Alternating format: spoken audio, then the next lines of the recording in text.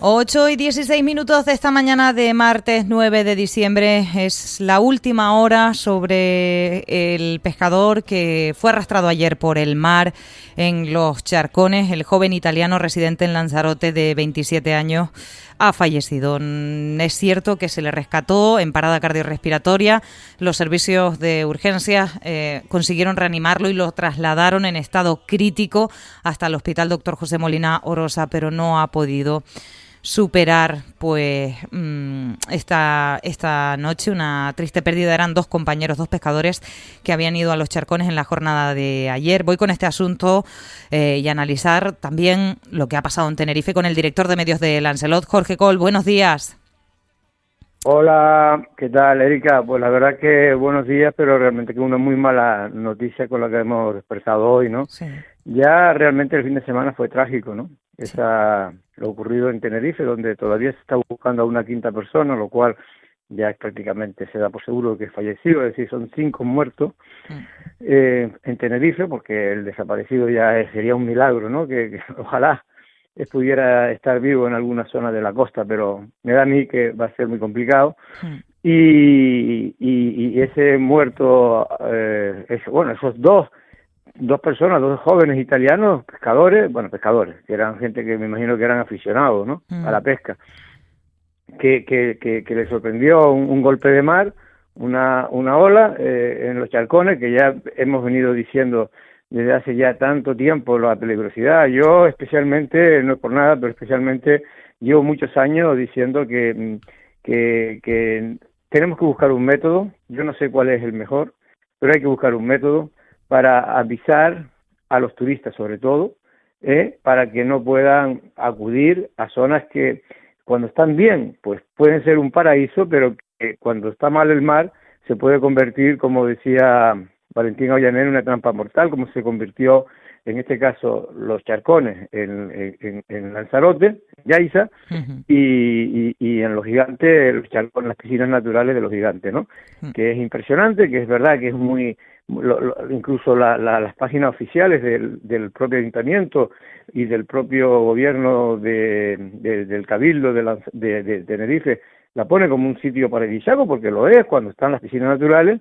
Es verdad que advierten de manera ligera que hay que tener cuidado, pero precisamente yo creo que sobre todo es el tema a esos sitios antes no acudían los turistas.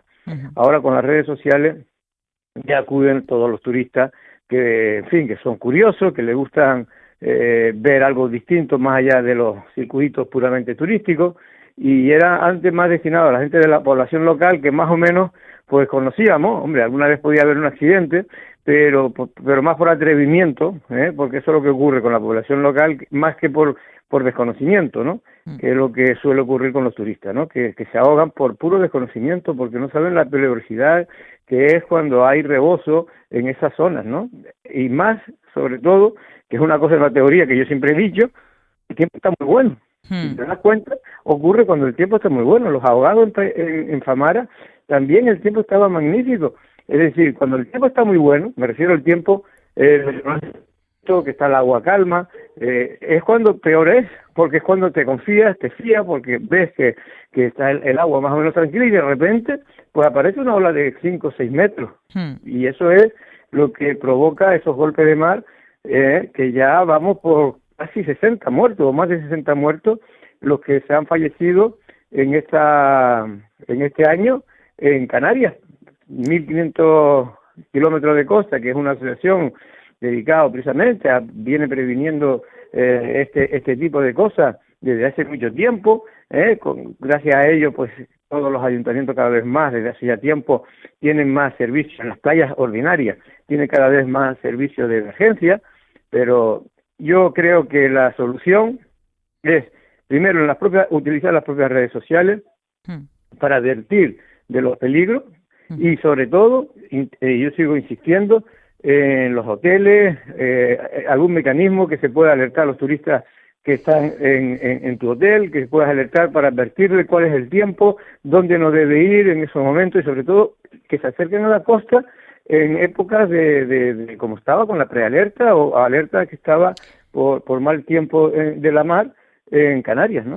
Jorge, yo no sé si lo que yo dije a lo mejor es un atrevimiento o es una cosa descabellada, pero yo hablaba también de que a la vez que los establecimientos puedan informar de esas precauciones, también de que avisen de sanciones, porque es que los de Tenerife rompieron el precinto, o sea, se saltaron el precinto, el charco estaba precintado, esa piscina, o sea, es que...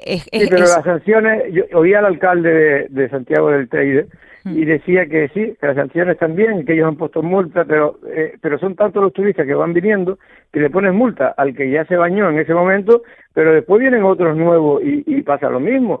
Y tampoco puede tener un guardia en todas las cosas, entre otras cosas, porque no hay ni guardia muchas veces ni para la labor ordinaria de un municipio, ¿no?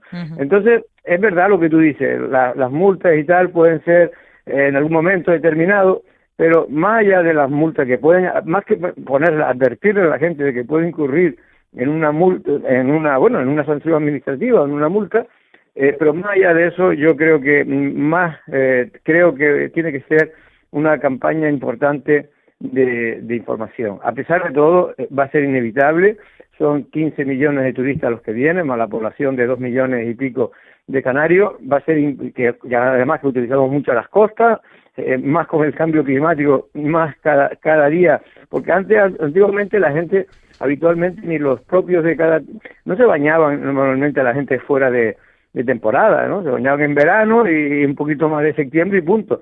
Pero hasta ahora ya te puedes bañar prácticamente todo el año, ¿no? Claro. Bueno, en fin, una triste pérdida, la verdad, lamentarlo muchísimo por este pescador que no ha conseguido superar, en fin, pese a los muchísimos esfuerzos que se hicieron por salvarle la vida, pues no fue posible. Jorge, voy a cambiar radicalmente de asunto. Te pregunto, porque hoy es verdad que es día de encuestas, de datos que publican las principales cabeceras de nuestro país. Yo me voy a dos, a la de 40DB del País. También está la encuesta del Panel del Mundo. Por una parte, El País habla de que 6 de cada 10 españoles creen que deberían adelantarse las elecciones. Es uno de los titulares que destaca, pero también llama la atención los datos que destaca El Mundo de su encuesta del Panel. Hablan de que PP y Vox suman ya 200 diputados y que Abascal atrae a 300.000 votantes del PSOE. Quiero decir, Vox está arrastrando con la derecha y con la izquierda en votos. Y si Pedro Sánchez le sigue dando con su estrategia, dándole bola a Vox cada vez más para hacer de pinza con Vox y PSOE para hacer de pinza del Partido Popular, va a seguir aumentando. De hecho, es el único que realmente aumenta. Yo, de todas maneras, tengo que decir que me creo poco las encuestas, en el sentido de que no que me crean poco las encuestas, sino que creo que las encuestas pueden, en un momento determinado, pues la gente, pues bueno, hay cabreo ahora con el PSOE por todo lo ocurrido y tal, que no es poco, pero después a la hora de la verdad, el gobierno socialista siempre ha sido muy fiel. Cuando van, aunque sea con los dedos, con los dos dedos, el gordo y metido en la nariz para no oler, pero finalmente después terminan votándole. Y el PP no se puede fiar en ese sentido ni lo más mínimo, que ya le ocurrió en las últimas, que se fió, ganó, es verdad, pero ganó por mucho menos de lo que él esperaba y no logró gobernar. Por lo tanto, yo es cierto que ahora mismo, es cierto, para mí, que hay una sensación de que ahora el PSOE está en una crisis total y que el Partido Popular, pues, y Vox, pues podrían obtener la mayoría absoluta con diferencia, pero ya ocurrió también, si recordarán, en las últimas elecciones, las encuestas daban mucho más al Partido Popular de lo que finalmente obtuvo. Uh-huh. Bueno, o sea, que no crees que vayamos a tener un adelanto electoral. Bueno, yo creo que entre el bloque de izquierda y el bloque de derecha, que es lo que tienes que mirar ahora las cosas, porque antes no era tan así, antes eran más bien los dos partidos mayoritarios, el que ganaba pues gobernaba y punto. Ahora es más, hay que mirar los bloques. Yo creo que efectivamente hay una ventaja importante del bloque de derecha, pero que esto, de aquí a las elecciones, nunca se sabe. Lo que quiero decir es que ahora, por ejemplo, el voto de la mujer parece que es el prioritario, el que le dio precisamente la posibilidad de gobernar a Pedro Sánchez en las últimas elecciones, pues va bajando, ¿no? Creo que son 2 o 3 puntos con respecto a lo que obtuvo en las elecciones. Por lo tanto, hay un cabreo también en el voto de la mujer, pero que al final esas mujeres, muchas de ellas, que a hoy pues dicen, no, con todo lo que está ocurriendo, el caso Salazar, lo que ha ocurrido con Ábalos, en fin, todo lo que es el tema feminista, pues quizás se cabreen, ahora estén cabreadas, pero después, a la hora de la verdad, cuando vayan a las urnas, dice, bueno, pues yo voy a votar al PP, pues prefiero seguir votando al PSOE. Por lo tanto, más allá de que efectivamente Pedro Sánchez, sobre todo, su principal objetivo es movilizar a la gente, como intentó la otra vez, asustando con Vox, es decir, diciendo que viene el lobo, que viene Vox y que viene la ultraderecha. Y eso animó a mucha gente que se iba a quedar en su casa, que no estaba contento con Sánchez, pues que finalmente le votara. Y eso evitó precisamente que gobernara el Partido Popular. Oye, Jorge, yo no sé si tú eres muy navideño o no, si has aprovechado este fin de semana, que sé que muchas familias de Lanzarote lo han hecho, para visitar algún Belén. El caso es que Arrecife ya ha inaugurado el suyo, no es en el Parque Ramírez Cerdá, como venían haciendo en los últimos años, sino en el histórico mercadillo de la calle Real. ¿Qué te parece eso?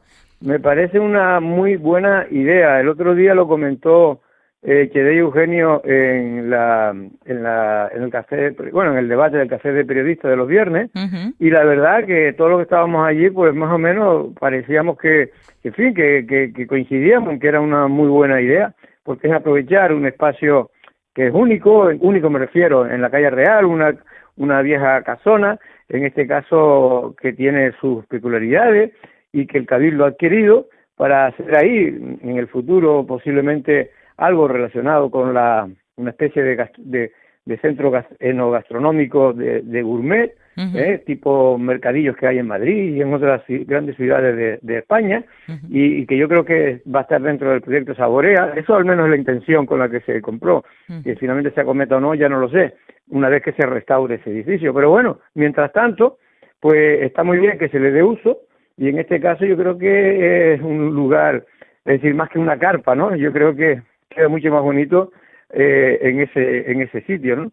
Y ayer estuve, por ejemplo, en Teguise, que fui pero al mercadillo, que hacen sabes que está el mercadillo normal, tradicional de los domingos, y después hay un mercadillo que han hecho, más bien turístico, que han hecho, y estaba preciosa la villa, aparte que había un día magnífico, y me estaba comentando que me encontré por ahí a la teniente de alcalde y concejala de turismo, a Rita, y me comentaba que un montón de gente, y es verdad que fue un montón de gente la que han ido a visitar este fin de semana el mercadillo, digo, de artesanal que se ha montado en el mismo pueblo, que ya hoy termina, porque ahora se desplaza a Costa Teguise. Claro, es que con todo esto de la Navidad y demás, que ha venido muy bien este puente, mucha gente ha aprovechado para venir a Lanzarote, justamente, y sobre todo de otras islas, también de fuera, pero hay mucho viaje interinsular en estas fechas, y yo creo que la isla lo ha notado. Pues tienes que ver entonces el Belén de Arrecife. Yo también tengo que ir, que no lo he ido a ver. Sí, no, por supuesto que iré a verlo. Y me gusta verlo, Belén. Finalmente no vi el de Teguise, mira que aparqué al lado, pero al final ya se me hizo tarde y tenía que ir a comer y no pude ver el de la villa, que también está bonito, está al lado del ayuntamiento, en la placita que hay ahí al lado, a la izquierda. Y vale la pena ir a hacer un recorrido por todos a los que les gustan ese tipo de cosas, ¿no? También me gusta mucho el de Yaiza, siempre es muy... y este año me comentaba, yo no lo he visto, pero quiero ir a verlo también, que estaba espectacular. Y luego ya a nivel privado, el de Stratu, yo siempre se lo recomiendo a todo el mundo. El de Stratu es un portal de Belén muy original y muy bonito, el que tiene Stratu a la entrada de la bodega. Pues sí, yo recomiendo ir a verlos todos porque es maravilloso. También el jueves pasado inauguraban el de Tías y se armaban una fiesta allí, Jorge. Para los más chinijos sobre todo, se llenaba aquello de música y de gente. En fin, que hay ganas. Con eso me quedo. Jorge Coll, gracias, buen día. Venga, un abrazo. Yo ya estoy fatal, que a ti nadie te grita.